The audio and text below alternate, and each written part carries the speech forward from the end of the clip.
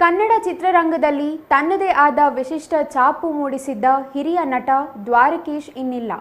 ಪ್ರಚಂಡ ಕುಳ್ಳ ಎಂದೇ ಖ್ಯಾತಿ ಪಡೆದಿದ್ದ ದ್ವಾರಕೀಶ್ ಅವರು ವಿಷ್ಣುವರ್ಧನ್ ಜೊತೆ ಸೇರಿ ಸ್ಯಾಂಡಲ್ವುಡ್ನಲ್ಲಿ ಅವರು ಮಾಡಿದ ಮೋಡಿ ಅಜರಾಮರ.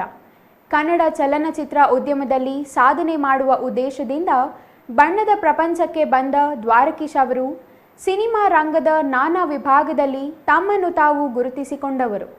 ಕೇವಲ ನಟರಾಗಿ ಮಾತ್ರ ಉಳಿಯದೆ ನಿರ್ದೇಶಕರಾಗಿ, ನಿರ್ಮಾಪಕರಾಗಿ ಅನೇಕ ಕಲಾವಿದರನ್ನು ಚಿತ್ರೋದ್ಯಮಕ್ಕೆ ಪರಿಚಯಿಸಿದ ಕೀರ್ತಿ ಅವರಿಗಿದೆ.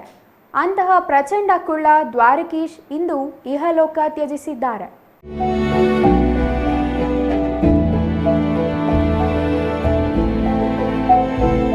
ಹೌದು, ದ್ವಾರಕೀಶ್ ಎಂಬ ಹೆಸರು ಕೇಳುತ್ತಲೇ ನೆನಪಾಗುವುದು ನಟ ವಿಷ್ಣುವರ್ಧನ್. ಇವರಿಬ್ಬರ ಜೋಡಿ ಒಂದು ಕಾಲದಲ್ಲಿ ಸ್ಯಾಂಡಲ್ವುಡ್ನಲ್ಲಿ ಜೋಡೆತ್ತು ಆಗಿತ್ತು. ದ್ವಾರಕೀಶ್ ಅವರ ಪೂರ್ಣ ಹೆಸರು ಬಂಗ್ಲೆ ಶ್ಯಾಮರಾವ್ ದ್ವಾರಕನಾಥ್. ಹಾಸ್ಯ ನಟರಾಗಿ, ನಿರ್ಮಾಪಕರಾಗಿ ಹಲವು ಭಾಷೆಯಲ್ಲಿ ನಟಿಸುವ ಇವರಿಗೆ ದ್ವಾರಕೀಶ್ ಎಂದು ಹೆಸರು ಇಟ್ಟಿದ್ದು ಕನ್ನಡ ಚಿತ್ರ ನಿರ್ಮಾಪಕ, ನಿರ್ದೇಶಕ ಸಿ.ವಿ. ಶಿವಶಂಕರ್ ಎಂಬುದು ಬಹುತೇಕರಿಗೆ ತಿಳಿದಿರಬಹುದು. ಮೈಸೂರಿನ ಶಾರದಾ ವಿಲಾಸ್ ಮತ್ತು ಭಾನುಮಯ್ಯ ಶಾಲೆಯಲ್ಲಿ ಪ್ರಾಥಮಿಕ ಶಿಕ್ಷಣ ಮುಗಿಸಿದ್ದ ದ್ವಾರಕೀಶ್ ಸಿಪಿಸಿ ಪಾಲಿಟೆಕ್ನಿಕ್ಸ್ ಜೊತೆ ಡಿಪ್ಲೊಮಾ ಮೆಕ್ಯಾನಿಕಲ್ ಎಂಜಿನಿಯರಿಂಗ್ ಪದವಿ ಪಡೆದಿದ್ದರು. ಮೈಸೂರಿನಲ್ಲಿ ಭಾರತ್ ಆಟೋ ಸ್ಪೇಸ್ ಅಂಗಡಿಯಿಂದ ವ್ಯಾಪಾರ ಶುರು ಮಾಡಿದ್ದರು. ಇವೆಲ್ಲದರ ನಂತರ ಅವರು ಸಿನಿಮಾ ರಂಗಕ್ಕೆ ಬಂದವರು. ದ್ವಾರಕೀಶ್ ಅವರ ಚಿಕ್ಕಪ್ಪ ಹುಣಸೂರು ಕೃಷ್ಣಮೂರ್ತಿಯವರು ಅವರನ್ನು ಒಪ್ಪಿಸುವ ಮೂಲಕ 1963ರಲ್ಲಿ ದ್ವಾರಕೀಶ್ ಸಿನಿಮಾ ರಂಗವನ್ನು ಪ್ರವೇಶ ಮಾಡಿದರು. ಹಾಸ್ಯ ನಟ, ಸಹನಟನಾಗಿ ಕೆಲಸ ಮಾಡುತ್ತಿದ್ದವರು. ಏಕಾಏಕಿ 1966ರಲ್ಲಿ ಮಮತೆಯ ಬಂಧನ ಸಿನಿಮಾವನ್ನು ನಿರ್ಮಾಣ ಮಾಡುವ ಮೂಲಕ ನಿರ್ಮಾಪಕರಾದವರು. ಈ ಸಿನಿಮಾ ದೊಡ್ಡ ಮಟ್ಟದಲ್ಲಿ ಹಿಟ್ ಆಗುತ್ತಿದ್ದಂತೆಯೇ ಮತ್ತೆ 1969ರಲ್ಲಿ ಮೇಯರ್ ಮುತ್ತಣ್ಣ ಚಿತ್ರವನ್ನು ತಮ್ಮದೇ ದ್ವಾರಕಾ ಫಿಲ್ಮ್ಸ್ ಬ್ಯಾನರ್ ಅಡಿಯಲ್ಲಿ ನಿರ್ಮಾಣ ಮಾಡಿದರು. ಈ ಸಿನಿಮಾದಲ್ಲಿ ಡಾಕ್ಟರ್ ರಾಜ್ಕುಮಾರ್ ಹೀರೋ, ಭಾರತಿ ನಾಯಕಿ.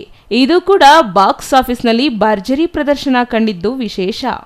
ನಟರಾಗಿ ಜನ್ಮರಹಸ್ಯ, ಮಂಕುತಿಮ್ಮ, ಪೆದ್ದ ಗೆದ್ದ, ಕಿಟ್ಟು ಪುಟ್ಟಿ, ಸಿಂಗಾರಪುರದಲ್ಲಿ ರಾಜಕುಳ್ಳ, ಮನೆ ಮನೆ ಕತೆ, ಆಫ್ರಿಕಾದಲ್ಲಿ ಶಿಲಾ, ಆಪ್ತಮಿತ್ರ, ಭಲೆ ಹುಡುಗ, ಬಂಗಾರದ ಮನುಷ್ಯ, ಗಲಾಟೆ ಸಂಸಾರ, ಪ್ರಚಂಡ ಕುಳ್ಳ, ಗುರು ಶಿಷ್ಯರು, ಕಳ್ಳ ಕುಳ್ಳ ಹೀಗೆ ಸಾಕಷ್ಟು ಚಿತ್ರಗಳಲ್ಲಿ ನಟಿಸಿದ್ದಾರೆ.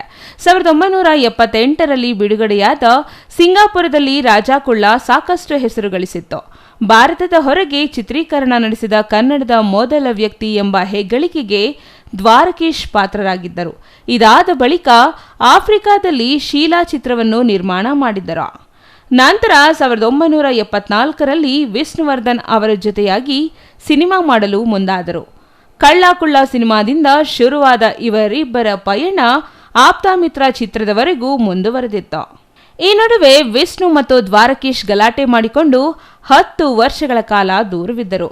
ದ್ವಾರಕೀಶ್ ಅವರು ಅಂಬರೀಶ್, ರಜನಿಕಾಂತ್, ಚಿರಂಜೀವಿ, ಶಶಿಕುಮಾರ್, ವಿನೋದ್ ರಾಜ್, ದರ್ಶನ್ ಮತ್ತು ಸುದೀಪ್ ಅವರಂತಹ ಸ್ಟಾರ್ಗಳೊಂದಿಗೆ ನಟಿಸಿದ್ದಾರೆ.